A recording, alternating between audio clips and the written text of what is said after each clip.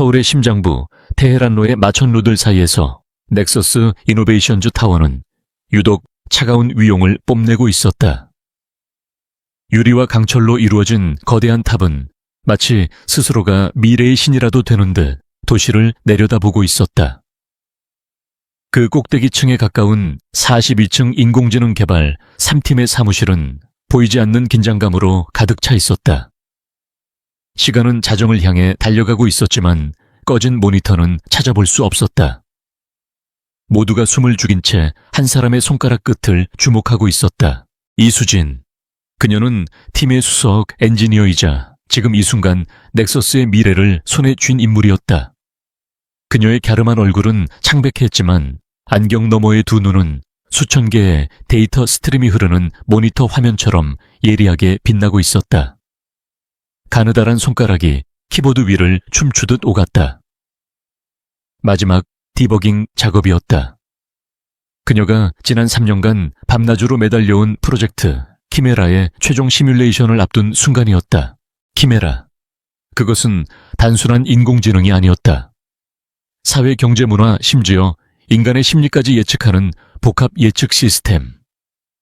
만약 성공한다면 넥서스는 단순한 IT 기업을 넘어 세계를 움직이는 보이지 않는 손이 될 터였다.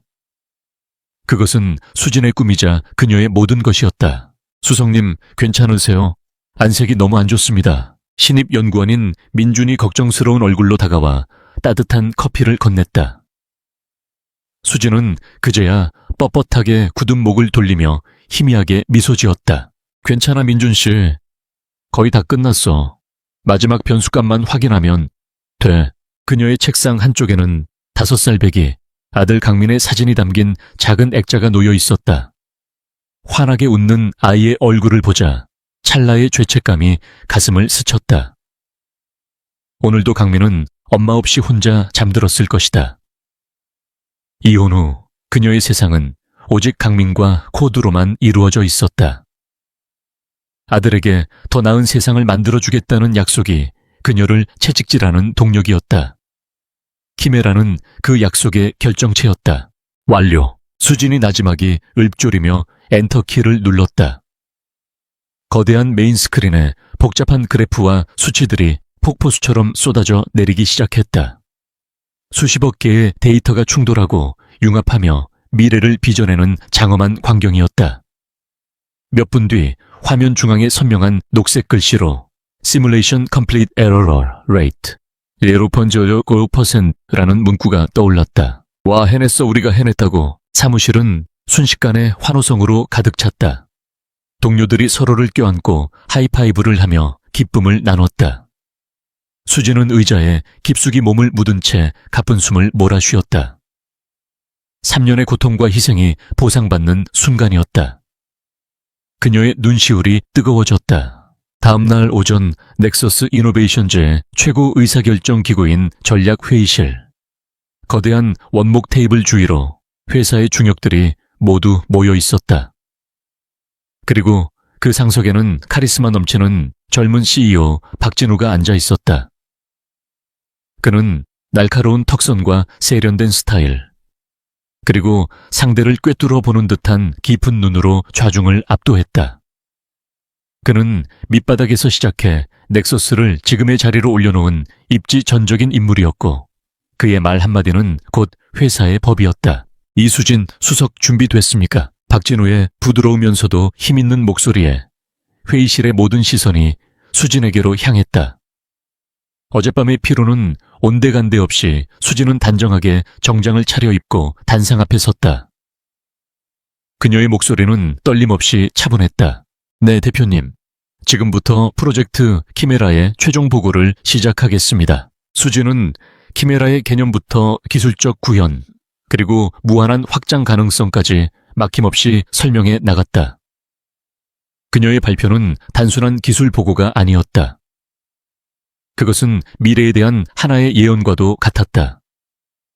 복잡한 기술적 내용을 누구나 이해할 수 있도록 쉽게 풀어내는 그녀의 능력에 냉철하기로 소문난 임원들의 얼굴에도 감탄의 빛이 서렸다. 시뮬레이션 영상이 스크린에 펼쳐지자 회의실은 숨을 죽였다.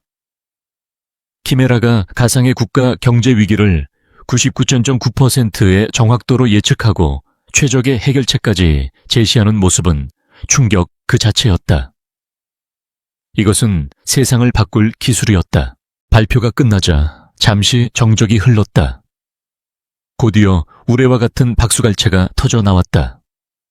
박진우는 자리에서 일어나 천천히 수진에게 다가갔다. 그는 감격에 찬 얼굴로 수진의 어깨를 감싸 쥐었다. 이수진 수석, 정말 대단합니다. 당신은 우리 넥서스의 보물이야. 아니, 대한민국의 보물입니다. 이 프로젝트를 위해 얼마나 많은 것을 희생했는지 내가 잘 압니다. 회사는 당신의 공헌을 절대 잊지 않을 겁니다. 그의 목소리는 진심처럼 들렸다. 수진은 벅차오르는 감정에 고개를 숙였다. CEO에게 직접 이런 인정을 받다니 그간의 모든 고생이 눈 녹듯 사라지는 기분이었다. 감사합니다, 대표님. 오늘 저녁은 임원들과 함께 축하 파티를 합시다. 주인공은 당연히 이수진 수석이고 오늘은 모든 걸 잊고 마음껏 즐기세요. 박진우는 인자한 미소를 지으며 그녀를 격려했다. 하지만 그의 눈빛 깊은 곳에서 번뜩이는 차가운 소유욕과 야망을 그 순간 수진은 미처 읽지 못했다. 그에게 키메라는 수진의 창조물이 아니었다. 그것은 자신의 제국을 완성할 마지막 퍼즐 조각일 뿐이었다. 그로부터 사흘 뒤 수진은 인생에서 가장 완벽한 행복을 느끼고 있었다. 프로젝트는 성공적으로 마무리되었고 회사는 파격적인 보너스와 특별 승진을 약속했다. 무엇보다 좋았던 것은 강민과 함께할 시간이 늘어났다는 점이었다. 그녀는 오랜만에 아들을 데리고 놀이공원에 갔다. 강민의 웃음소리를 들으며 수진은 비로소 자신이 만든 세상이 조금은 더 나아졌다고 생각했다. 하지만 그 행복은 신기루처럼 짧았다. 월요일 아침 평소와 같이 출근한 수진은 자신의 자리가 어수선한 것을 발견했다. 보안팀 직원 2명이 그녀의 컴퓨터를 조사하고 있었고 팀원들은 불안한 얼굴로 그녀를 힐끗거리고 있었다. 무슨 일이죠? 수진의 물음에 보안팀 직원은 차갑게 답했다. 이수진 수석님 잠시 감사팀으로 가주셔야겠습니다. 불길한 예감이 등골을 훑고 지나갔다. 감사팀 사무실은 싸늘한 공기로 가득했다. 박진우 대표와 인사팀장 그리고 법무팀장이 굳은 얼굴로 그녀를 기다리고 있었다. 박진우는 며칠 전의 따뜻한 미소는 온데간데 없이 마치 처음 보는 사람을 대하듯 냉혹한 표정을 짓고 있었다. 이수진 씨, 그는 이제 그녀를 수석이 아닌 씨라고 불렀다. 할 말이 없습니다. 정말 실망이 크군요. 대표님, 이게 도대체 무슨... 인사팀장이 서류 뭉치 하나를 테이블 위로 던졌다. 맨 위에는 기업 기밀 유출 혐의에 대한 내부 감사 보고서라고 적혀 있었다. 보고서의 내용은 충격적이었다. 키메라 프로젝트의 핵심 소스 코드가 지난 주말 수진의 개인 IP를 통해 외부의 정체불명 서버로 전송되었다는 것이었다. 로그 기록 데이터, 전송량 접속 시간까지 완벽하게 조작된 증거들이 그녀를 범인으로 지목하고 있었다. 아닙니다. 전 절대 그런 짓을 한 적이 없습니다. 이건 조작입니다. 수진은 필사적으로 항변했다. 자신의 모든 것을 바친 자식 같은 프로젝트를 팔아넘기다니 말도 안 되는 누명이었다. 하지만 아무도 그녀의 말을 믿으려 하지 않았다. 박진우가 차갑게 입을 열었다. 그의 목소리에는 일말의 동정심도 없었다. 증거가 이렇게 명백한데도 발뺌할 생각입니까? 경쟁사인 퀀텀 리프에서 거액의 돈을 제안받았다는 제보도 있습니다. 이수진 씨, 당신의 욕심이 회사에 얼마나 큰 손해를 끼쳤는지 알고 있습니까? 퀀텀 리프. 그들은 넥서스의 가장 큰 경쟁자였다. 모든 것이 완벽하게 짜인 각본이었다. 수진은 온몸의 피가 차갑게 식는 것을 느꼈다. 이것은 함정이었다. 처음부터 자신을 내쫓고 키메라를 독차지하려는 박진우의 계략이었던 것이다.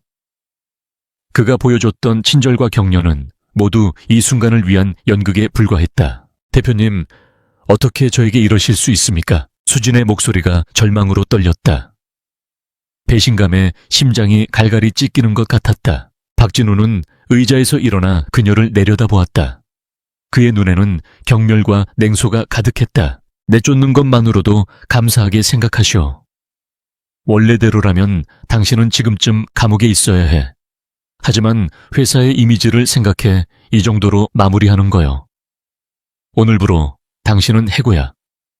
그리고 이 업계에 다시는 발붙일 생각하지 마시오. 그것은 사형 선고였다. 보안팀 직원들에게 이끌려 회사 밖으로 내쳐졌을 때 수진은 손에 작은 상자 하나만 들고 있었다.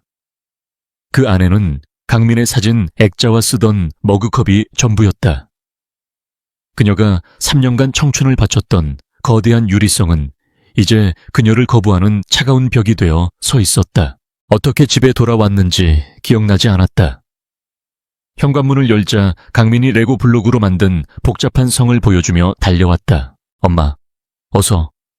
와, 이거 봐, 내가 만든 넥서스 타워의 엄마 회사. 아이의 해맑은 목소리가 비수처럼 가슴에 박혔다. 수지는 애써 미소를 지으려 했지만 얼굴 근육이 말을 듣지 않았다. 결국 그녀는 그 자리에 주저앉아 버렸다. 참아왔던 눈물이 본물처럼 터져나왔다. 서러움과 분노, 절망감이 한꺼번에 그녀를 덮쳤다. 그녀는 어린아이처럼 목 놓아 울었다. 세상이 무너져 내리는 것 같았다. 자신의 모든 것이 부정당하고 빼앗기고 짓밟혔다. 강민은 울고 있는 엄마를 보고 당황했다. 항상 강하고 다정했던 엄마의 무너진 모습은 5살 아이가 감당하기에는 너무나 큰 충격이었다. 아이는 가지고 놀던 레고 블록을 내려놓고 조심스럽게 엄마에게 다가갔다. 그리고 작은 고사리 손으로 흐느끼는 엄마의 등을 가만히 쓸어주었다. 엄마, 울지 마. 내가 있잖아. 아이의 따뜻한 천과 나지막한 목소리에 수지는 더욱 서럽게 울었다.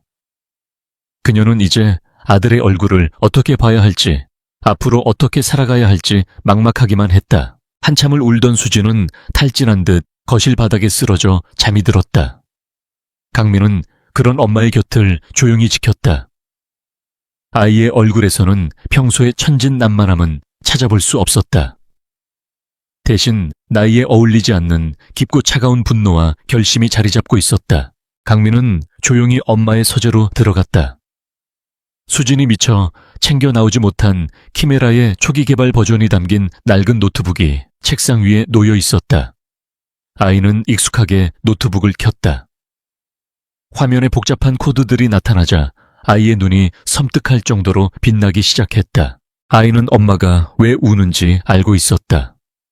엄마의 것을 빼앗아간 나쁜 사람이 누구인지도 짐작할 수 있었다. 평소 수진이 무심코 뱉었던 박진우 대표라는 이름을 아이는 똑똑히 기억하고 있었다. 5살 강민의 세상은 단순했다. 엄마를 울린 사람은 나쁜 사람이다. 그리고 나쁜 사람은 벌을 받아야 한다. 아이의 작은 손가락이 키보드 위를 움직이기 시작했다. 그것은 복수를 위한 첫걸음이었다. 거대한 제국을 무너뜨릴 작은 균열이 세상에서 가장 순수하고도 무서운 분노에 의해 조용히 만들어지고 있었다. 시간은 상처를 치유하는 것이 아니라 무뎌지게 할 뿐이었다. 이수진에게 지난 몇 주는 지옥 그 자체였다. 배신자라는 주홍 글씨는 생각보다 훨씬 더 잔인하고 끈질겼다. 한때 그녀를 모셔가려 경쟁하던 헤드헌터들은 이제 그녀의 전화를 피했다. 수십 통의 이력서를 보냈지만 돌아오는 것은 정중하지만 차가운 거절의 메일뿐이었다. 업계는 좁았고 넥서스의 CEO 박진우가 퍼뜨린 소문은 치명적인 독처럼 번져나갔다. 천재 엔지니어 이수진 거액의 돈에 눈이 멀어 회사를 배신하다. 그녀의 통장 잔고는 하루가 다르게 줄어들고 있었다. 대출금 관리비, 강민의 유치원비까지 숨만 쉬어도 돈이 나갔다. 밤에는 잠을 이룰 수 없었다. 천장에 어른거리는 박진우의 비웃는 듯한 얼굴과 동료들의 경멸, 어린 시선이 그녀를 괴롭혔다. 분노와 무력감이 파도처럼 밀려와 그녀를 집어삼켰다. 그녀의 절망이 깊어지는 동안 아들 강민의 세상은 다른 차원에서 흐르고 있었다. 아이는 더 이상 레고 블록으로 높은 탑을 쌓지 않았다. 대신 복잡한 기하학적 패턴이나 수학 공식처럼 보이는 구조물을 만들었다. 거실 바닥은 아이가 색색의 블록으로 구현한 프랙털 도형들로 가득 찼다. 아이는 스케치북에 그림 대신 알 수 없는 숫자와 기호들을 채워나갔다. 5살 아이의 것이라고는 믿을 수 없는 정교하고 논리적인 패턴들이었다. 수지는 아들의 이런 모습이 그저 똑똑한 아이의 독특한 놀이라고만 생각했다.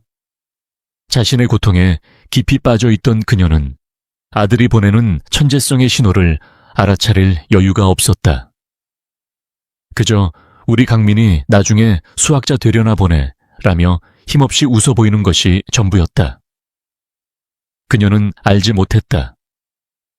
아들이 그리고 있는 것이 단순한 낙서가 아니라 세상을 움직이는 법칙의 축소판이라는 것을 비가 추적추적 내리는 어느 오후였다. 수지는 또 한 번의 좌절스러운 면접을 마치고 집으로 돌아오는 길이었다.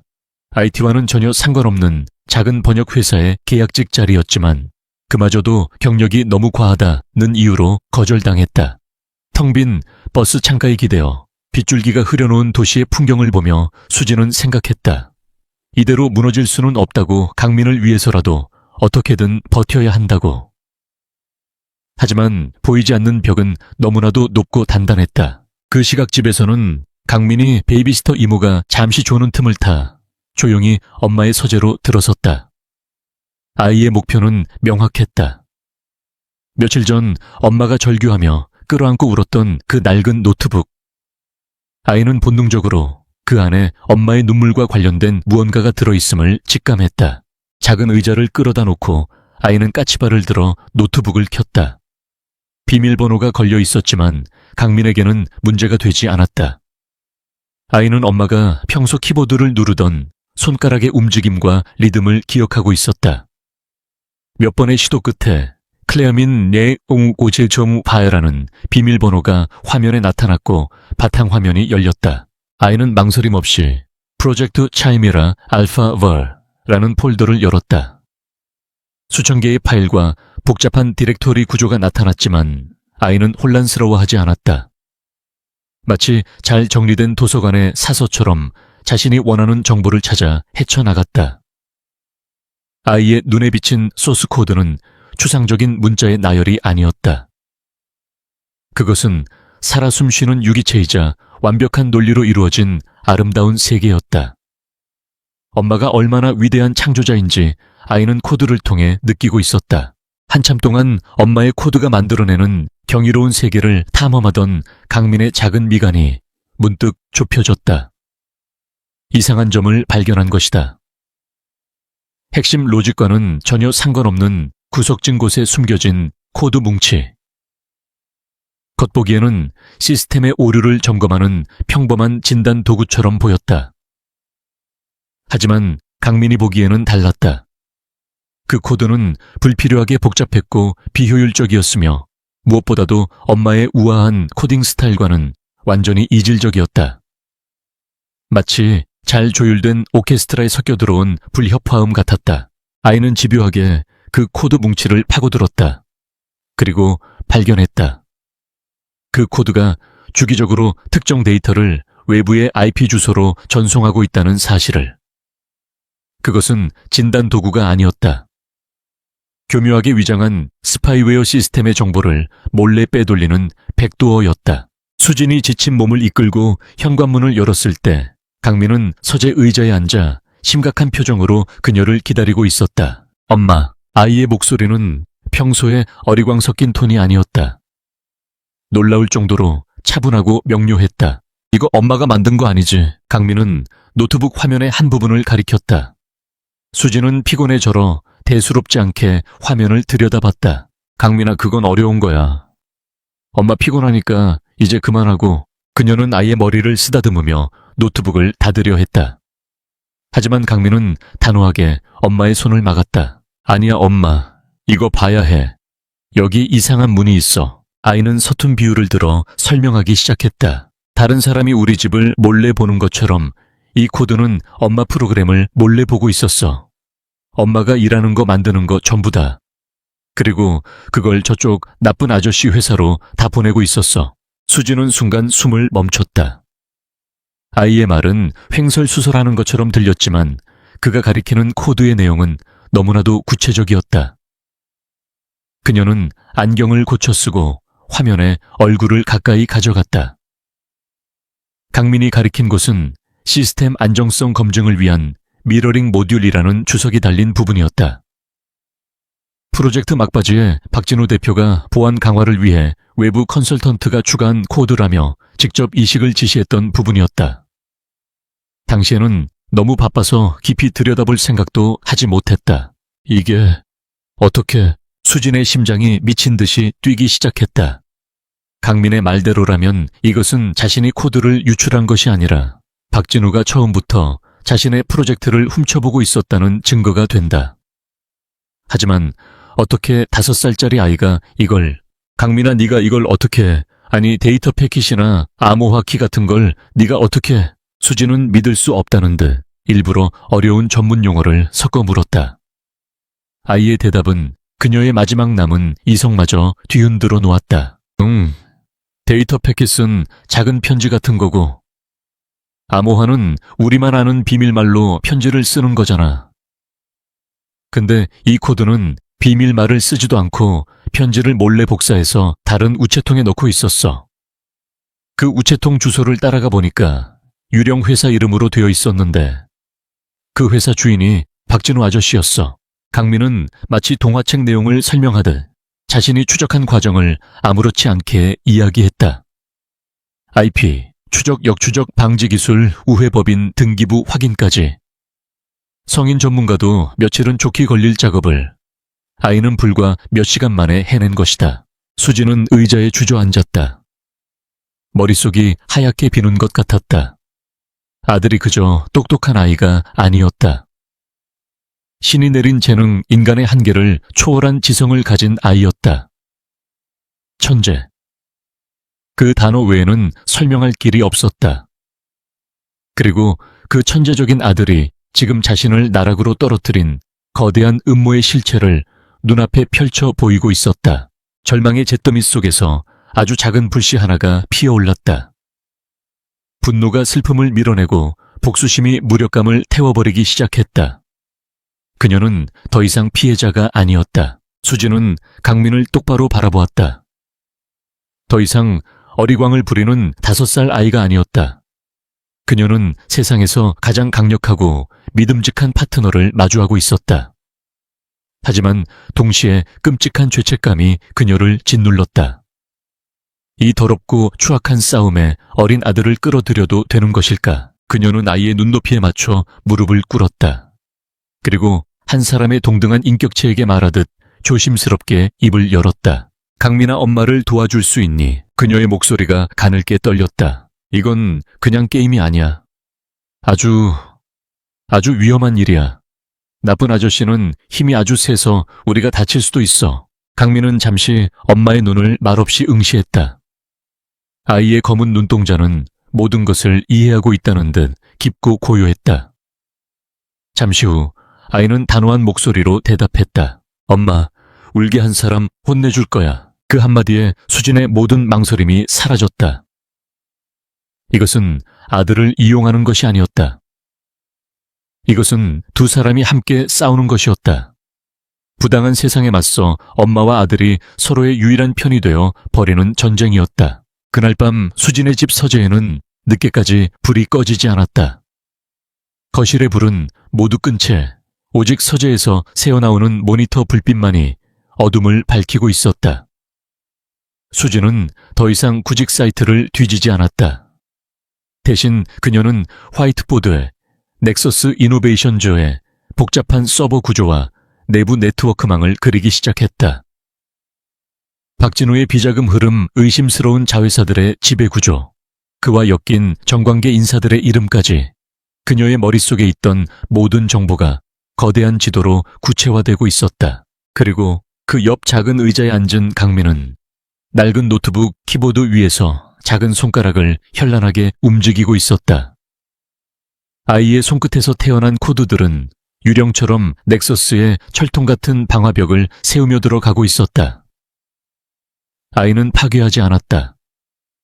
그저 조용히 깊숙이 침투하여 모든 것을 보고 듣고 기록할 뿐이었다. 집안을 감싸던 절망의 공기는 사라지고 그 자리에는 얼음장처럼 차갑고 날카로운 긴장감이 감돌았다. 그것은 폭풍전야의 고요함이었다. 거대한 거인을 무너뜨리기 위한 세상에서 가장 작은 두 사람의 방역이 조용히 시작되고 있었다. 숫자는 거짓말을 하지 않았다. 그리고 이제 그 숫자들이 그들의 가장 강력한 무기가 될 터였다. 이수진과 강민의 아파트는 밤이 되면 다른 공간으로 변모했다. 낮 동안은 평범한 모자에 단란한 보금자리였다. 수진은 이력서를 검토하고 가끔은 형식적인 면접을 보러 나가는 척했고, 강민은 유치원에서 친구들과 어울리거나 놀이터에서 흙장난을 하는 평범한 5살 아이를 연기했다. 그러나 해가 지고 세상이 잠들면 작은 거실은 거대한 적과 맞서는 비밀스러운 작전 사령부로 바뀌었다. 수진은 지휘관이었다. 그녀는 목표를 설정하고 정보 수집의 우선순위를 정했으며 무엇보다도 넘지 말아야 할 선을 명확히 그었다. 어느 날 밤 넥서스의 회계 서버에서 박진우의 개인 비자금 흐름을 추적하던 강민이 무심코 물었다. 엄마, 이 돈 우리가 그냥 없애버리면 안 돼. 아이의 순수한 질문에 수진은 하던 일을 멈추고 강민을 진지하게 바라보았다. 강민아, 우리는 저 사람하고 달라. 우리는 복수를 하는 게 아니야. 정의를 찾는 거야. 없는 사실을 만들거나 증거를 조작해서는 안 돼. 우리는 그저 감춰진 진실을 세상에 드러낼 뿐이야. 그게 우리의 무기이고 우리가 이겨야만 하는 이유야. 그녀의 말은 강민에게 가장 중요한 작전 규칙이 되었다.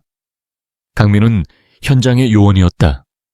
아이는 스스로에게 헬리오스라는 코드네임을 붙였다. 모든 것을 보고 모든 것을 아는 태양의 신. 아이의 작은 손가락은 키보드 위에서 가장 정교한 무기가 되었다. 아이의 해킹 방식은 무식하게 문을 부수는 것이 아니었다. 시스템의 가장 약한 고리를 찾아 조용히 스며드는 마치 숙련된 외과 의사의 메스처럼 우아하고 치명적이었다. 흔적을 남기지 않는 유령, 그것이 헬리오스의 방식이었다. 본격적인 침투는 예상치 못한 곳에서 시작되었다. 넥서스 타워 45층 최고 임원 라운지에 있는 스마트 커피 머신. 최신 IoT 기술이 집약된 그 기계는 편리함을 제공했지만 동시에 누구도 신경 쓰지 않는 보안의 허점이었다. 강민은 커피 머신의 펌웨어에 내장된 아주 사소한 취약점을 발견했다. 그것을 발판 삼아 아이는 임원 라운지의 내부 와이파이 네트워크에 접속하는 데 성공했다. 그것은 거대한 성의 개구멍을 찾아낸 것과 같았다. 강민은 와이파이 네트워크를 통해 임원들의 노트북과 태블릿에 접근했고 거기서 낮은 수준의 접근 권한을 가진 계정 정보를 몇 개 훔쳤다. 그리고 그 계정들을 이용해 마치 정상적인 직원인 것처럼 위장하여 더 깊은 내부 서버로 한 단계씩 나아갔다. 권한 상승, 또 다른 계정 탈취, 그리고 더 깊은 곳으로의 잠입. 며칠 밤낮에 걸친 집요한 작업 끝에 마침내 헬리오스는 넥서스의 심장부 박진우 대표의 개인 서버 앞에 도달했다. 엄마 들어왔어. 강민의 나지막한 목소리에 수진은 마시던 커피를 내려놓고 화면으로 다가섰다. 화면에는 박진우의 모든 것이 담겨 있었다. 암호화된 이메일, 개인 일정 대외비 문서, 그리고 무엇보다도 여러 개의 차명 계좌로 연결된 비밀 금융 거래 기록까지.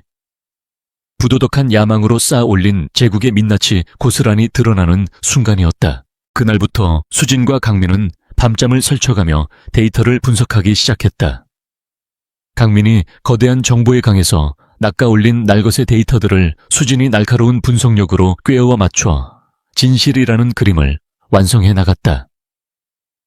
그녀는 수년간 빅데이터와 씨름하며 단련된 전문가였다. 그녀의 눈에는 무질서해 보이는 숫자와 텍스트의 나열 속에서 일정한 패턴과 연결고리가 보였다.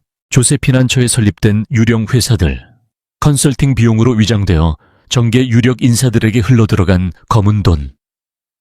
사용자들의 개인정보를 데이터 브로커들에게 팔아넘긴 추악한 거래 내역. 박진우는 단순히 그녀의 프로젝트를 훔친 도둑이 아니었다. 그는 회사를 좀먹고 사회를 병들게 하는 거대한 악이었다. 데이터는 많은 것을 말해주었지만 모든 것을 설명해주지는 않았다. 디지털 흔적만으로는 부족했다. 그 이면에 숨겨진 인간들의 대화, 은밀한 약속 표정 같은 사람의 정보가 필요했다. 수지는 내부 조력자의 필요성을 절감했다. 그녀의 머릿속에 한 사람의 얼굴이 떠올랐다. 김영호 연구원. 김영호는 수진이 이끌던 3팀의 팀원이었다. 성실하고 재능이 있었지만 조금은 소심한 청년. 그는 수진을 진심으로 따랐고 그녀의 비전을 누구보다 잘 이해했다. 수진이 쫓겨난 직후 박진우는 김영호를 괘씸죄로 아무런 관련도 없는 데이터 관리팀으로 좌천시켰다. 수진의 사람이라는 이유만으로 그 역시 박진우에게 원한을 품고 있을 가능성이 높았다. 하지만 어떻게 접촉할 것인가? 섣불리 연락했다가는 그까지 위험에 빠뜨릴 수 있었다. 수진의 고민을 들은 강민이 해결책을 제시했다. 내가 안전한 길을 만들게. 강민은 몇 시간에 걸쳐 다중 프록시 서버와 종단 간 암호화 기술을 이용해 절대로 추적이 불가능한 비공개 통신 채널을 만들었다. 그리고 그 채널을 통해 김영호의 개인 메일로 짧은 메시지 하나를 보냈다. 발신자는 존재하지 않는 유령이었다. 무슨 일이 있었는지 압니다. 그가 무슨 짓을 하고 있는지도 압니다. 바로잡는 것을 돕고 싶습니까? SJ. 그 시각 넥서스 타워 12층 데이터 관리실 구석에서 김영호는 무의미한 데이터 분류 작업을 하고 있었다. 한때 AI 개발의 최전선에서 꿈을 키우던 그는 이제 녹슨 기계의 부품처럼 소모되고 있었다. 그의 눈은 희망을 잃고 흐릿했다. 그때 그의 개인 스마트폰이 짧게 진동했다. 처음 보는 주소로부터 온 이메일이었다. SJ. 그 이니셜을 본 순간 김영호의 심장이 쿵 내려앉았다. 이수진. 그의 유일한 멘토이자 영웅이었던 사람. 그는 떨리는 손으로 메일 내용을 확인했다.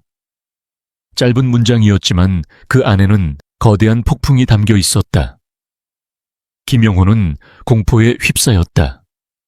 박진우의 귀에 들어가는 날엔 자신은 이 업계에서 영원히 사라지게 될 것이다. 아내와 어린 딸의 얼굴이 눈앞에 어른거렸다. 그는 모른 척 메일을 삭제하려 했다. 하지만 그의 마음속에서 무언가가 그를 붙잡았다. 억울하게 쫓겨나던 수진의 마지막 모습, 비열하게 웃던 박진우의 얼굴, 그리고 매일 아침 거울 속에서 마주하는 꿈을 잃고 비굴하게 현실에 순응하고 있는 자신의 초라한 모습. 이대로 비겁자로 살아갈 것인가? 그날 밤 김영호는 잠을 이루지 못했다. 수백 번을 망설인 끝에 그는 동이 틀 무렵 결심을 굳혔다. 그는 강민이 만들어 놓은 보안 채널을 통해 짧은 답장을 보냈다. 네, 그 한 글자는 거대한 제국에 맞서는 또 하나의 조용한 반란의 시작이었다. 김영호는 위험하지만 귀중한 내부의 눈과 귀가 되어주었다. 그는 박진우의 동선 비공개 회의 일정, 그리고 회사 내부의 미묘한 분위기 변화 등을 전달해 주었다. 그의 정보는 수진과 강민이 확보한 디지털 증거에 생생한 맥락을 부여해 주었다. 예를 들어 데이터상으로는 박진우가 한 국회의원에게 거액의 후원금을 보낸 것으로만 나타났다. 그러나 김영호는 그날 박진우가 공식 일정을 모두 취소하고 그 국회의원과 비밀스러운 저녁 식사를 했다는 사실을 알려주었다. 뇌물의 증거가 완성되는 순간이었다. 수진이 빼앗긴 킴메라는 박진우의 손에서 오딘이라는 이름으로 바뀌어 있었다. 박진우는 오딘을 이용해 주가를 조작하고 경쟁사의 약점을 파고드는데 사용하고 있었다. 세상을 이롭게 하려던 수진의 꿈은 한 남자의 탐욕을 채우는 괴물이 되어버린 것이다. 김영호는 오딘 프로젝트의 진행 상황과 기술적인 허점까지 몰래 빼내어 수진에게 전달했다. 어느 늦은 밤이었다.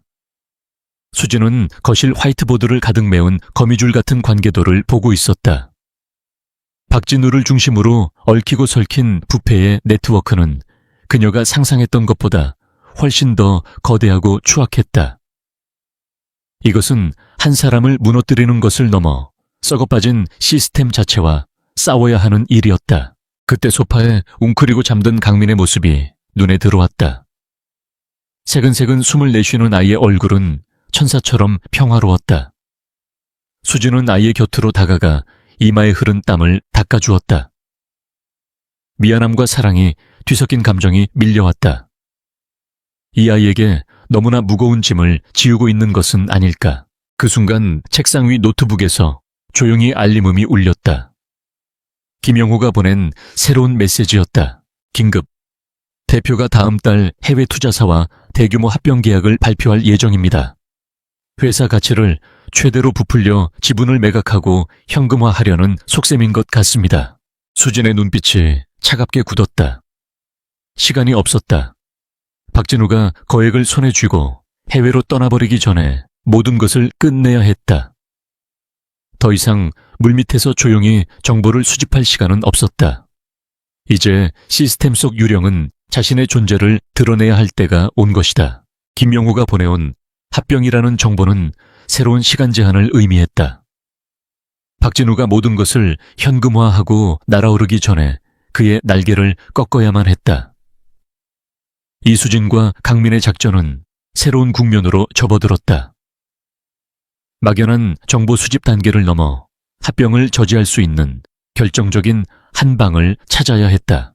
헬리오스, 이제부터 목표는 M&A 팀과 법무팀 서버야.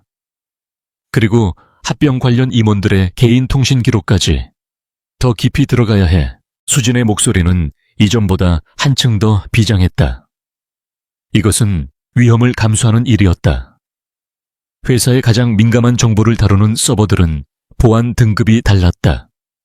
수십 겹의 방화벽과 실시간 침입 탐지 시스템이 눈을 번뜩이고 있었다.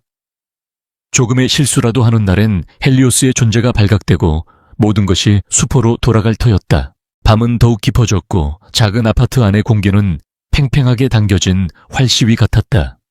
수진은 메인 모니터에 넥서스의 전체 네트워크 트래픽을 띄워놓고 매의 눈으로 감시했다. 강민이 남긴 아주 작은 디지털 발자국이라도 발견되는 즉시 모든 접속을 끊고 후퇴할 준비를 하고 있었다. 강민의 임에는 땀방울이 송골송골 맺혀 있었다. 아이는 더 이상 게임을 하듯 여유롭지 않았다. 눈앞의 코드는 마치 살아있는 미로와 같아서 한 걸음만 잘못 내디뎌도 길을 잃거나 덫에 걸릴 수 있었다. 한 번은 시스템 보안 감사 프로그램이 예상치 못한 시간에 작동하여 강민의 가상 IP를 포착하기 직전까지 갔다. 수진의 심장이 멎는 듯했다. 그러나 강민은 경이로운 침착함으로 자신의 흔적을 전기 시스템 업데이트 파일에 디지털 서명으로 위장하여 감사 프로그램의 눈을 완벽하게 속였다. 수진은 저도 모르게 안도의 한숨을 내쉬었다. 5살 아들의 강심장에 의지하고 있는 자신의 처지가 기가 막혔다. 며칠간의 집요한 잠행 끝에 강민은 박진우의 개인 클라우드 저장소 가장 깊숙한 곳에서 무언가를 발견했다. 나이팅게일이라는 이름의 암호화된 폴더였다. 군사 등급의 암호화로 봉인된 그것은 마치 판도라의 상자처럼 불길한 기운을 내뿜고 있었다. 엄마, 이거 열어야 해. 여기에 모든 게 들어있을 것 같아. 암호를 해독하는 데 꼬박 이틀 밤이 걸렸다. 강민의 천재적인 두뇌와 수진의 슈퍼컴퓨터를 방불케 하는 연산 지원이 합쳐진 결과였다. 마침내 마지막 암호화 키가 풀리고 폴더가 열리는 순간 두 사람은 숨을 삼켰다. 그 안에는 박진우의 가장 추악한 비밀이 담겨 있었다. 프로젝트 나이팅게일은 박진우가 합병을 추진 중인 해외 투자사 블랙 크레스트 캐피탈과 맺은 비밀 계약서였다. 그 내용은 단순한 기업 합병이 아니었다. 박진우는 오딘 과거의 키메라를 이용해 수집하고 분석한 넥서스 사용자 수백만 명의 개인정보를 블랙 크레스트에 팔아넘기고 있었다. 그 대가로 블랙 크레스트는 넥서스의 주가를 인위적으로 부양시켜 합병 시 박진우가 챙길 이익을 극대화시켜 주기로 약속한 것이다. 그것은 단순한 비리를 넘어선 거대한 범죄였다. 고객과의 신뢰를 기반으로 하는 IT 기업의 CEO가 고객의 가장 민감한 정보를 팔아 자신의 배를 불린 것이다. 국제 데이터 보안법을 정면으로 위반하는 행위이자 수백만 명의 인생을 위험에 빠뜨릴 수 있는 시한폭탄과도 같았다. 수지는 온몸이 떨리는 것을 느꼈다. 이것은 더 이상 개인적인 복수가 아니었다. 박진우가 자신의 꿈을 짓밟은 것을 넘어 자신이 만든 기술로 세상을 병들게 하고 있음을 목격한 창조자의 분노였다. 끝내야 해. 무슨 수를 써서라도 저 남자를 막아야 해. 이 순간부터 수진의 역할은 분석가에서 검사로 바뀌었다. 그녀는 복수자가 아닌 정의의 설계자가 되기로 결심했다. 그녀는 강민이 모아온 방대한 증거들을 체계적으로 정리하기 시작했다. 시스템 백도어의 원본 코드, 박진우의 차명 계좌, 거래 내역 김영호가 전해준 내부 정보, 그리고 나이팅게일 계약서까지. 모든 증거들을 시간 순서대로 배열하고 각각의 증거가 어떤 법률을 위반하는지 법조항을 찾아 꼼꼼하게 주석을 달았다. 그녀는 박진우라는 인간을 완벽하게 해부하는 하나의 보고서를 만들고 있었다. 어떤 유능한 변호사도 반박할 수 없는 논리적이고 치밀한 범죄 증거 목록이었다. 그녀의 목표는 박진우를 사회적으로 매장시키는 것을 넘어 법의 심판대에 세워 그가 저지른 모든 죄의 대가를 치르게 하는 것이었다. 한편 넥서스 타워의 꼭대기층에서는 박진우가 조금씩 조여오는 압박감을 느끼기 시작했다. 처음에는 아주 사소한 글리치들이었다. 중요한 해외 투자자와의 화상회의 중에 갑자기 회의실의 냉방장치가 오작동하여 한여름에 난방이 나오기 시작했다. 주주총회 프레젠테이션을 하던 중 그의 뒤에 있던 대형 스크린이 찰나의 순간에 그의 스위스 비밀 계좌 번호로 보이는 숫자 배열을 비췄다가 사라졌다. 아주 작은 균열들이었지만 완벽주의자인 박진우를 미치게 하기에는 충분했다. 그는 보안팀을 닥달하고 시스템 관리자들을 윽박질렀다. 하지만 원인은 오리무중이었다. 마치 회사 전체가 보이지 않는 유령에게 농락당하는 기분이었다. 그의 불안은 편집증적인 의심으로 번져나갔다. 그는 이 모든 것이 회사 내부에 배신자가 있기 때문이라고 확신했다. 외부의 해커가 이토록 흔적 없이 시스템을 교란할 수 있다고는 상상조차 하지 못했다. 그의 오만함이 정확한 판단을 가로막고 있었다. 내부에 쥐새끼가 있어.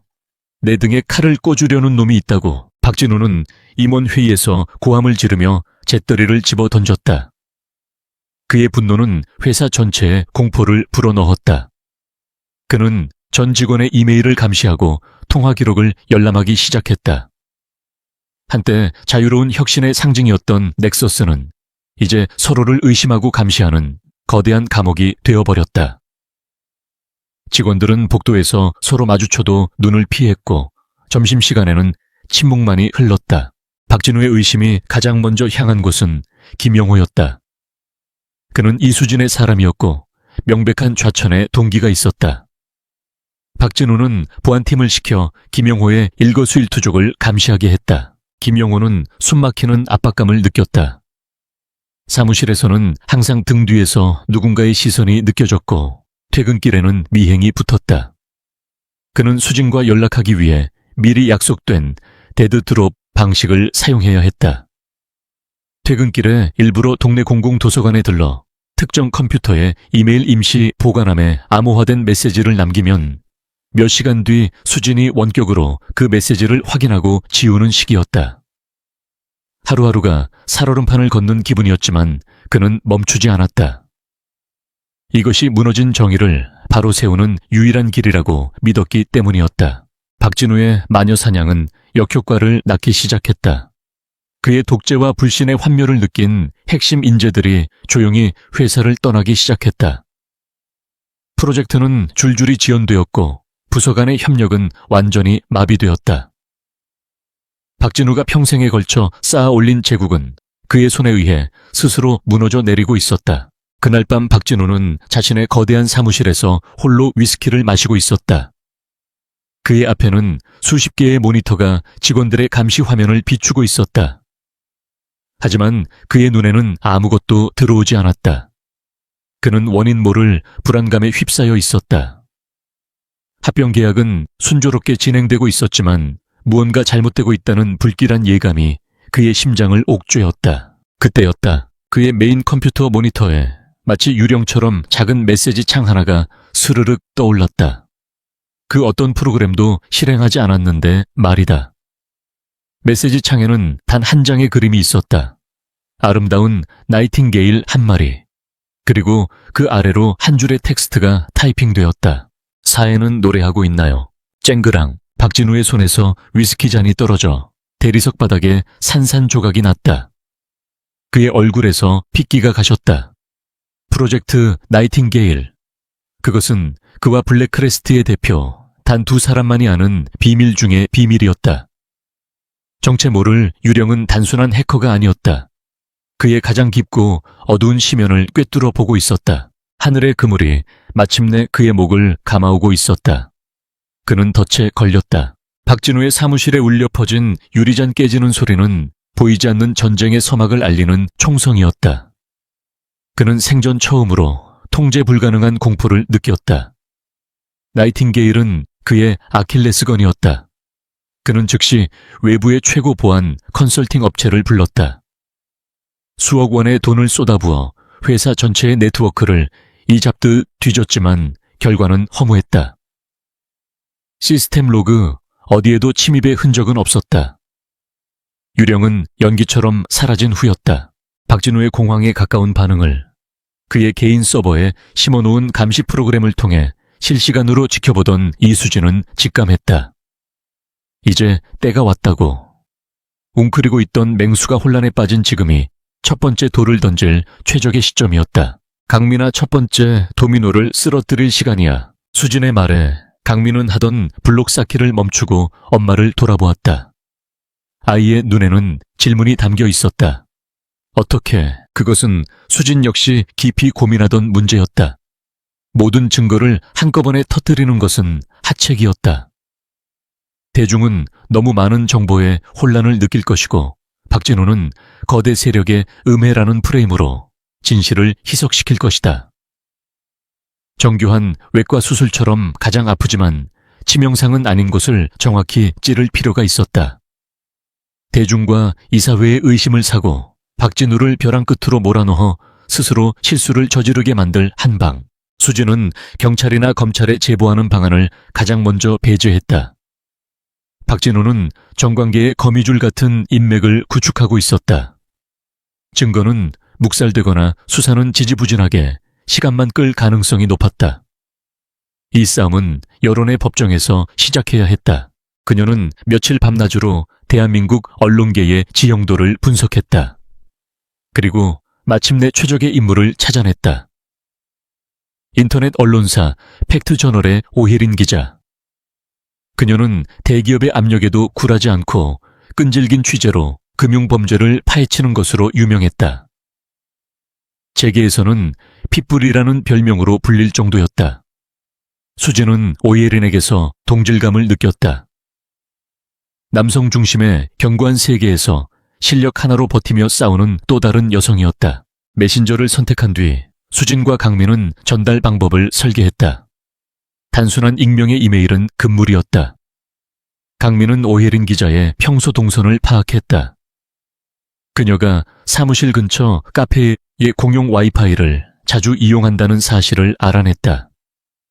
강민은 수십 개의 해외 프록시 서버와 다크웹을 경유하는 복잡한 우회로를 설계하여 발신지를 원천적으로 추적 불가능하게 만들었다.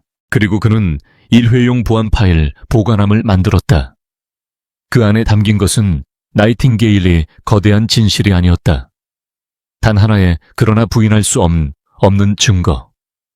박진우가 합병 발표 직전 오딘을 이용해 주가를 미세하게 조정하여 차익을 챙기는 방안을 논의하는 내용이 담긴 30초 분량의 음성 파일이었다. 그것만으로도 명백한 시세 조종 행위였다. 오혜린 기자에게 보내진 메시지는 간결하고 강렬했다. 넥서스의 진실. 녹음 파일을 확인하고 재무제표 H18 항목에서 시작하시오. H 헬리오스. 유령은 자신의 서명을 남겼다. H18 항목은 넥서스가 공시한 재무제표의 아주 사소한 부분이었지만 음성 파일의 내용과 맞춰보면 주가 조작의 정황이 드러나는 결정적인 단서였다. 이것은 제보자가 모든 것을 알고 있으며 당신의 능력을 시험해보겠다는 지적인 도발이기도 했다. 오헤리는 하루에도 수십 통의 제보를 받는 베테랑 기자였다. 대부분은 음해거나 과장이 섞인 쓰레기 정보였다. 하지만 이번 제보는 달랐다. 완벽한 익명성 군더더기 없는 내용, 그리고 날카로운 단서까지. 기자의 직감이 날카롭게 울렸다. 그녀는 조심스럽게 음성 파일을 재생했다. 쩌렁쩌렁한 자신감에 넘치는 목소리. 박진우 대표의 목소리가 분명했다. 그녀는 곧바로 넥서스의 재무제표를 몇 년치나 뽑아 벽에 붙이고 분석에 들어갔다. A78 항목을 시작으로 그녀는 관련된 주식 거래 데이터와 공시 자료들을 며칠 밤낮으로 파고들었다. 그리고 마침내 거대한 그림이 맞춰졌다.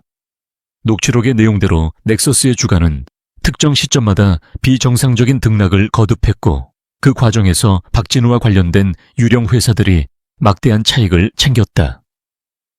퍼즐 조각이 완벽하게 들어맞는 순간이었다. 오예리는 넥서스 홍보팀에 공식적인 답변을 요청했다. 돌아온 것은 근거 없는 허위 사실이며 기사화될 경우 모든 민영사상 책임을 묻겠다는 협박에 가까운 답변이었다.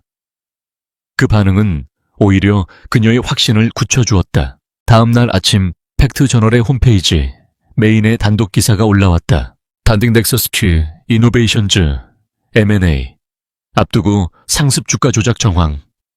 미공개 녹취록 입수. 기사는 나이팅게일이나 개인정보 판매 같은 더 큰 범죄는 언급하지 않았다. 오직 주가 조작이라는 하나의 팩트에만 집중했다. 첫 번째 도미노는 그렇게 쓰러졌다. 시장의 반응은 즉각적이고 폭발적이었다.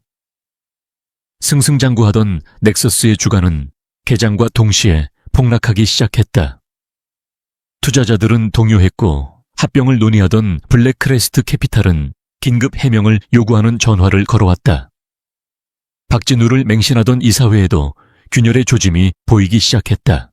박진우는 분노했지만 동시에 오만했다. 그는 이 정도의 위기는 충분히 짓누를 수 있다고 믿었다. 그는 긴급 기자회견을 자청했다. 수많은 카메라 플래시 앞에서 그는 조금도 위축되지 않았다. 존경하는 국민 여러분, 그리고 투자자 여러분. 금일 보도된 내용은 넥서스의 성장을 시기하는 경쟁 세력의 악의적인 음해 공작입니다. 해당 녹취 파일은 정교하게 조작된 가짜이며 그는 자신감 넘치는 어조로 모든 의혹을 부인하며 오히려 언론사를 상대로 소송을 제기하겠다고 역공을 펼쳤다. 겉으로는 위기를 완벽하게 통제하는 리더의 모습이었다. 하지만 카메라 뒤에 그는 이성을 잃은 폭군이었다. 그는 이 모든 것이 내부의 배신자로부터 시작되었다고 확신했다. 그리고 그의 모든 의심은 한 사람에게로 향했다. 김용호. 그는 합병 관련 재무 정보를 열람할 수 있었던 소수의 인물 중 하나였고 이수진의 사람이었다. 동기는 충분했다. 박진우는 김용호를 자신의 사무실로 불렀다. 그것은 공식적인 조사가 아닌 사적인 협박과 고문이었다. 내 놈이지. 내 놈이 이수진하고 짜고 내 뒤통수를 친 거지. 박진우는 김영호의 멱살을 잡고 벽으로 밀어붙였다. 내 가족들 길바닥에 놔앉고 싶어. 내가 너 하나 이 업계에서 매장시키는 건 일도 아니야. 지금이라도 사실대로 불면 용서해주지. 김영호는 극심한 공포에 떨었지만 간신히 정신을 붙잡았다. 수진은 이런 상황을 미리 예견하고 그에게 대비시켰다. 절대로 자백하지 말 것. 감정적으로 대응하지 말 것.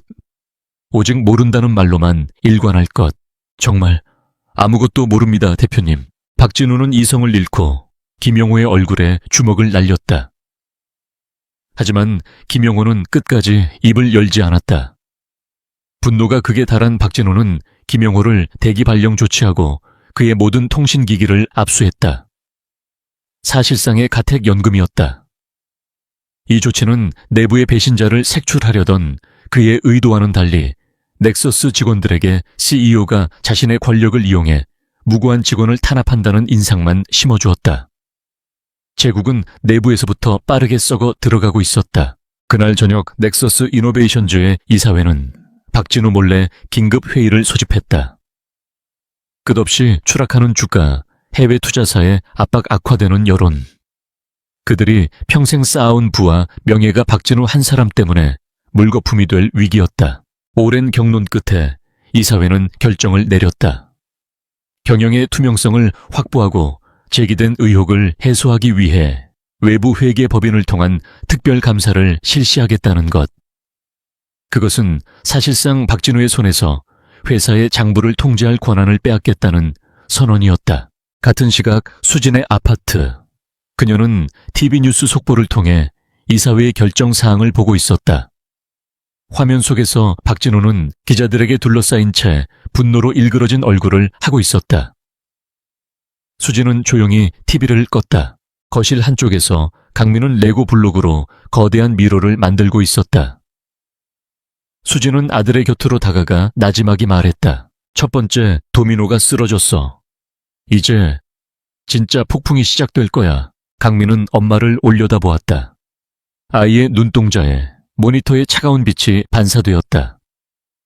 아이는 말없이 고개를 한번 끄덕이고는 다시 완벽한 정밀함으로 자신의 미로 위에 블록 하나를 더 올려놓았다. 외부 감사팀이 넥서스 타워에 입성한 날, 빌딩 전체에는 보이지 않는 전운이 감돌았다. 박진우는 언론 앞에서는 한 점 의혹 없이 모든 것을 투명하게 공개하겠다며 자신만만한 미소를 보였지만 그의 등 뒤에서는 필사적인 전쟁이 벌어지고 있었다. 그는 가장 신임하는 그리고 가장 깊이 연루된 임원 몇 명을 비밀리에 소집했다. 그의 지시는 짧고 단호했다. 감사팀이 찾아내기 전에 모든 것을 지워 흔적도 없이. 그 순간부터 넥서스의 핵심 서버실에서는 시간과의 싸움이 시작되었다. 박진우의 충복들은 이중 장부를 만들고 서버 로그를 삭제하고 불리한 데이터들을 파기하기 시작했다.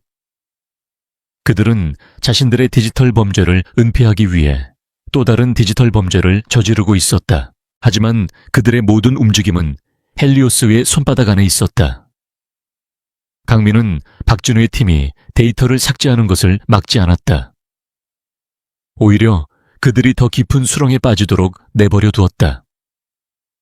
대신 그는 그들이 삭제하기 직전에 모든 원본 데이터를 완벽하게 백업해 두었다. 더 나아가 그들의 데이터 파기 및 조작 행위 자체를 실시간으로 기록했다. 그것은 증거 인멸이라는 빼도 박도 못할 또 하나의 범죄 증거가 되고 있었다. 수진의 체스판 위에서 박진우는 스스로 자신의 왕을 외통수로 몰아놓고 있는 셈이었다. 외부 감사는 예상보다 길어졌고 시장의 불안감은 극에 달했다. 결국 이사회는 더 이상 지체할 수 없다고 판단 긴급 주주총회 소집을 결정했다. 모든 의혹에 대해 회사의 입장을 명확히 밝히고 투자자들을 안심시키기 위한 마지막 카드였다. 주주총회는 전 세계로 생중계될 예정이었다. 박진우는 이것을 위기가 아닌 기회로 여겼다. 그는 대중 앞에서 자신의 결백을 증명하고 추락한 리더십을 회복할 절호의 기회라고 생각했다. 그는 자신의 인생을 건 프레젠테이션을 준비했다. 유려한 말솜씨와 카리스마로 모든 의혹을 시장의 과민 반응과 악의적인 가짜뉴스 탓으로 돌리고 곧 성사될 합병의 장밋빛 미래를 제시하여 분위기를 반전시킬 계획이었다. 마침내 운명의 날이 밝았다. 넥서스 타워의 대강당은 수백 명의 주주와 투자자 그리고 기자들로 발 디딜 틈이 없었다. 전 세계 수백만 명이 온라인 생중계를 통해 이 역사적인 순간을 지켜보고 있었다. 약속된 시간이 되자 박진우가 당당한 걸음으로 무대 위로 올라섰다. 그의 얼굴에는 한 점의 불안도 없이 오직 자신감과 확신만이 가득했다. 친애하는 주주 여러분, 임직원, 그리고 파트너 여러분.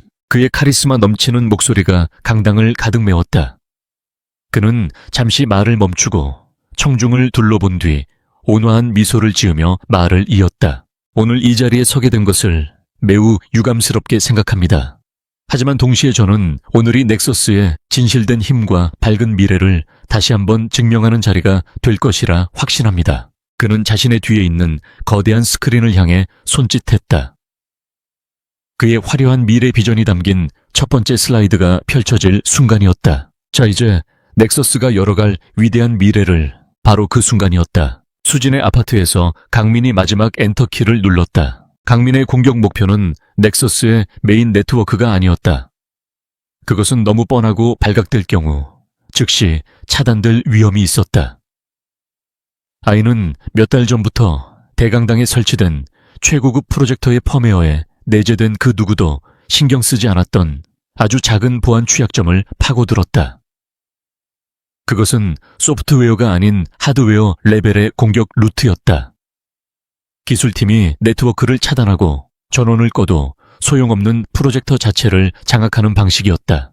박진우의 말이 끝나기 무섭게 그의 뒤에 있던 스크린이 지지직거리며 잠시 암전되었다. 강당 안의 모든 사람들이 웅성거리기 시작했다. 박진우는 당황하며 기술팀을 향해 쏘아붙였다. 무슨 문제야? 빨리 정상화시켜. 하지만 스크린은 다시 켜지지 않았다. 잠시 후 칠흑 같은 어둠 속에서 서늘한 흰색 글씨가 한 줄 떠올랐다. 네서스 이노베이션주의 진실 by 헬리오스. 강당은 순간 얼어붙었다. 박진우의 얼굴에서 미소가 사라지고 경악과 공포가 그 자리를 대신했다. 그는 무대 아래에 기술 통제실을 향해 미친 듯이 소리쳤다. 당장 꺼, 저걸 당장 끄라고. 하지만 소용없었다. 통제실의 기술자들은 자신들의 콘솔이 완전히 먹통이 된 것을 발견하고는 패닉에 빠져 있었다. 프로젝터는 이미 그들의 손을 떠난 상태였다. 전 세계 수백만 명이 지켜보는 가운데 거대한 심판이 시작되고 있었다. 스크린이 바뀌며 감정이 배제된 기계적인 목소리가 강당에 울려 퍼지기 시작했다. 첫 번째 절도. 화면에는 이수진의 키메라 원본 코드와 박진우의 오딘 시스템 코드가 나란히 나타났다. 두 코드의 99%가 일치한다는 분석 결과와 함께 박진우가 심어놓았던 백두어 코드가 붉은색으로 선명하게 강조되었다. 그녀의 모든 것을 훔친 증거였다. 두 번째 주가 조작. 오혜린 기자가 보도했던 박진우의 목소리가 강당에 울려 퍼졌다. 동시에 화면에는 그의 목소리에 맞춰 주가가 움직이는 그래프와 그 차익이 그의 유령 회사로 흘러 들어가는 자금 흐름도가 실시간으로 그려졌다. 세 번째 부패. 박진우가 정관계 인사들에게 뇌물을 건넨 정황이 담긴 이메일과 통화 기록, 그리고 비밀스러운 만남을 증명하는 일정표가 거미줄처럼 펼쳐졌다. 네 번째 배신. 마침내 프로젝트 나이팅세일러의 비밀 계약서 전문이 화면을 가득 메웠다. 수백만 고객의 개인정보를 팔아넘긴 추악한 거래의 전말이 만천에 공개되는 순간이었다. 강당 곳곳에서 분노에 찬 고함과 탄식이 터져 나왔다. 기자들의 카메라 플래시가 미친 듯이 터졌고 투자자들은 망연자실한 표정으로 실시간으로 폭락하는 주식 시세창을 보고 있었다. 박진우는 무대 위에서 완전히 무너져 내렸다. 그는 거짓말이야, 전부 조작이야 라고 외쳤지만 그의 목소리는 분노한 군중의 함성에 묻혀버렸다. 그리고 마지막 슬라이드가 나타났다. 마지막 증거 인멸. 화면에는 지난 며칠간 박진우의 지시를 받은 임원들이 서버 로그를 삭제하고 데이터를 조작하는 모든 행위가 실시간으로 기록된 로그 파일이 떠올랐다. 누가 언제 어떤 파일을 삭제했는지 초단위까지 기록된 명백한 증거 앞에 객석에 앉아있던 그의 충복들마저 새하얗게 질려버렸다. 박진우는 이제 무대 위에서 완벽하게 혼자였다. 프레젠테이션이 끝나고 화면이 다시 암전되자 강당은 아수라장이 되었다. 바로 그때 강당 뒤쪽의 문이 활짝 열리며 수십 명의 검찰 수사관들이 들이닥쳤다. 오혜린 기자가 프레젠테이션이 시작되기 직전 헬리오스로부터 받은 모든 원본 증거 자료를 검찰에 넘긴 것이었다. 수사관들은 성난 인파를 해치고 무대 위로 올라갔다. 그리고 넋이 나간 채 서 있는 박진우의 앞에 섰다. 박진우 씨, 당신을 주가조작 업무상 횡령, 개인정보보호법 위반 및 증거인멸 등의 혐의로 긴급 체포합니다. 차가운 금속성의 수갑이 그의 손목에 채워졌다. 한때 IT 업계의 제왕으로 군림했던 남자는 수백 개의 카메라, 플래시 세례를 받으며 초라하게 무대 아래로 끌려 내려갔다. 단숨에 무너뜨렸다는 제목의 소설은 그렇게 가장 극적인 방식으로 마침표를 찍고 있었다. 같은 시각 수진의 아파트. 그녀는 생중계 화면을 통해 모든 것을 지켜보고 있었다. 박진우의 손목에 수갑이 채워지는 순간 그녀의 뺨 위로 뜨거운 눈물 한 줄기가 흘러내렸다. 그것은 슬픔의 눈물이 아니었다. 길고 길었던 싸움의 끝을 알리는 안도와 해방의 눈물이었다. 그녀는 옆에서 곤히 잠든 아들의 노트북을 조용히 덮어주었다. 작은 거인의 전쟁은 이제 끝났다. 헬리오스의 심판이 내려진 다음 날, 대한민국은 넥서스 게이트라는 이름의 거대한 태풍에 휩싸였다. 모든 신문과 방송의 헤드라인은 박진우의 몰락과 넥서스 이노베이션주의 추악한 이면을 대서특필했다. 주식시장에서는 거래가 정지된 넥서스의 주식을 놓고 온갖 추측이 난무했고 IT 업계는 물론 정관계까지 충격의 여파가 번져나갔다. 박진우를 시작으로 그의 범죄에 가담했던 임원들과 뇌물을 받은 정치인들이 줄줄이 검찰에 소환되었다. 헬리오스가 세상에 공개한 증거는 너무나도 명백하고 방대해서 그들은 어떠한 변명도 할 수 없었다. 박진우가 수십 년에 걸쳐 쌓아 올린 부패의 제국은 단 하루 만에 모래성처럼 허물어져 내렸다. 혼돈의 중심에서 한 사람의 이름이 새롭게 떠올랐다. 이수진, 오예린 기자의 후속 보도를 통해 그녀가 박진우의 첫 번째 희생자였으며 키메라 프로젝트의 진정한 주인이었다는 사실이 밝혀졌다. 언론은 그녀를 비운의 천재, 정의를 위해 싸운 내부 고발자, 물론 아무도 그녀가 헬리오스의 배후라는 사실은 몰랐지만 로 묘사하며 그녀의 억울한 사연을 집중 조명했다. 세상의 평가는 하루아침에 뒤바뀌었다. 배신자라는 오명은 벗겨지고 그녀는 불의에 맞선 양심과 실력의 상징이 되었다. 그녀의 휴대폰은 쉴 새 없이 울렸다. 한때 그녀를 외면했던 동료들의 사과와 응원의 메시지가 쏟아졌고 경쟁사에서는 파격적인 조건으로 스카우트 제의를 해왔다. 넥서스의 비상대책위원회는 공식적으로 그녀에게 사과 성명을 발표했다. 그들은 과거의 모든 잘못을 바로잡겠다며 막대한 금전적 보상과 함께 그녀의 명예로운 복직을 제안했다. 심지어는 차기 CEO 후보로까지 그녀를 거론하고 있었다. 무너진 넥서스를 다시 일으켜 세울 영웅으로 그녀를 추대한 것이다. 며칠 후 수진은 넥서스 타워의 이사회 회의실을 다시 찾았다. 한때는 꿈과 희망을 발표하고 다른 한때는 절망과 치욕을 맛보았던 바로 그 장소였다. 비대위 임원들은 그녀 앞에 고개를 숙이며 온갖 감언이설을 늘어놓았다. 이수진 수석님 아니, 이수진 대표님이라고 불러야 할까요? 부디 넥서스로 돌아와 주십시오. 이 회사는 당신의 것입니다. 당신의 손으로 넥서스를 재건해 주십시오. 수진은 그들의 얼굴을 조용히 둘러보았다. 그들의 눈에는 진심 어린 반성보다는 자신의 이미지를 이용해 회사를 살리려는 계산적인 속내가 비쳤다. 그녀는 희미하게 미소를 지으며 고개를 저었다. 저희는 감사합니다만 사양하겠습니다. 그녀의 단호한 거절에 임원들의 얼굴에 당황한 기색이 스쳤다. 저에게 넥서스는 박진우라는 괴물을 키워낸 시스템의 상징입니다. 리더 한 사람을 바꾼다고 해서 그 시스템의 영혼까지 바뀐다고 생각하지 않습니다. 저는 더 이상 이 거대한 유리성 안에서 꿈을 꾸고 싶지 않습니다. 그녀는 자리에서 일어나 회의실을 나섰다. 복도를 걸어 나오며 그녀는 한때 자신의 전부였던 공간을 마지막으로 눈에 담았다. 더 이상 미련은 없었다. 한편 모든 혐의를 벗은 김용호는 영웅적인 내부 고발자로 떠올랐지만 그는 모든 스포트라이트를 거절하고 조용히 넥서스에 사직서를 제출했다. 그 역시 더 이상 그곳에 머물고 싶지 않았다. 수진은 수소문 끝에 동네 작은 공원에서 딸과 함께 시간을 보내고 있는 김영호를 찾아갔다. 오랜만에 만난 두 사람은 어색한 침묵 속에서 한참을 마주 보았다. 먼저 입을 연 것은 김영호였다. 정말 수성님이셨군요. 헬리오스. 그는 모든 것을 짐작하고 있었다. 수지는 말없이 고개를 끄덕였다. 김영호는 복잡한 표정으로 웃으며 말했다. 감사합니다. 저에게 다시 비겁자로 살지 않을 용기를 주셔서. 아니에요. 영호 씨의 용기가 없었다면 불가능했을 겁니다. 정말 고마워요. 두 사람은 진심이 담긴 악수를 나누었다. 수지는 그에게 새로운 제안을 했다. 저 작은 회사를 하나 시작해볼까 해요. 기술이 사람을 해치는 게 아니라 사람을 돕는데 쓰이는 그런 회사요.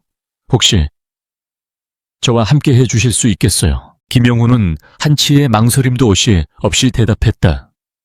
물론입니다. 어디든 함께하겠습니다, 대표님. 몇 달 후 서울의 번화한 테헤란로가 아닌 구로의 한적한 디지털 단지 내 작은 인큐베이터 허브. 아고라 AI라는 소박한 간판이 걸린 사무실이 문을 열었다. 아고라는 고대 그리스의 광장처럼 기술을 독점하지 않고 모든 사람과 함께 소통하며 발전시키겠다는 수진의 철학이 담긴 이름이었다. 사무실은 화려함과는 거리가 멀었다. 중고 가구와 씨름하며 직접 조립한 책상 벽을 가득 메운 화이트보드, 그리고 언제나 향긋한 커피 냄새가 나는 작은 탕비실이 전부였다. 하지만 그곳에는 넥서스 타워에서는 결코 느낄 수 없었던 희망과 열정이 넘실거렸다. 그들의 첫 번째 프로젝트는 돈이 되는 일이 아니었다.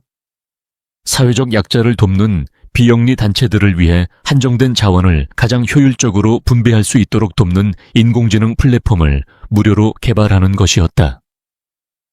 그것은 박진우의 탐욕에 오염되었던 키메라의 선한 영혼을 되살리는 작업이기도 했다. 시간이 흘러 계절이 바뀌었다. 아고라, AI에는 수진과 영호의 비전에 공감하는 젊고 재능 있는 청년들이 하나둘 모여들기 시작했다. 사무실은 조금씩 활기를 띠어갔다. 어느 늦은 저녁 모두가 퇴근한 사무실에는 수진과 강민 단둘만이 남아있었다. 수진은 화이트보드 앞에서 새로운 알고리즘을 설계하고 있었고, 강민은 구석의 작은 책상에 앉아 있었다. 아이의 책상 위에는 더 이상 복잡한 소스 코드가 떠있는 낡은 노트북이 없었다. 대신 아이들을 위해 만들어진 쉬운 교육용 코딩 툴이 설치된 태블릿이 놓여 있었다. 강민은 더 이상 복수의 칼날을 갈지 않았다. 아이는 길 잃은 동물들을 집으로 데려다주는 착한 로봇 게임을 만들며 환하게 웃고 있었다. 천재성은 이제 파괴가 아닌 순수한 창조의 즐거움을 위해 사용되고 있었다. 아이는 비로소 자신의 나이로 돌아가 있었다. 수진은 조용히 아들의 곁으로 다가가 무릎을 꿇었다. 아이의 머리를 부드럽게 쓰다듬으며 그녀는 나지막이 속삭였다. 강민아, 고마워. 내 덕분에 엄마가 다시 꿈을 꿀 수 있게 됐어. 강민은 화면에서 눈을 떼고 엄마를 올려다보았다. 아이의 얼굴에 수진이 그토록 그리워했던 해맑고 순수한 미소가 번졌다. 나도 엄마가 웃어서 좋아. 두 사람은 함께 창밖을 내다보았다. 저 멀리 수많은 빌딩 숲 사이로 한때 세상을 호령했던 넥서스 타워가 보였다. 하지만 이제 그것은 그저 수많은 야경 중 하나일 뿐 더 이상 그들에게 어떤 힘도 미치지 못했다. 그들의 미래는 저 높은 유리성에 있지 않았다. 복수가 아닌 정의 위에, 돈이나 권력이 아닌 사랑과 신뢰 위에 세워진 바로 이곳 작고 따뜻한 사무실에 있었다. 길고 거칠었던 폭풍은 마침내 끝났다. 모자의 세상에 비로소 고요하고 찬란한 새벽이 밝아오고 있었다.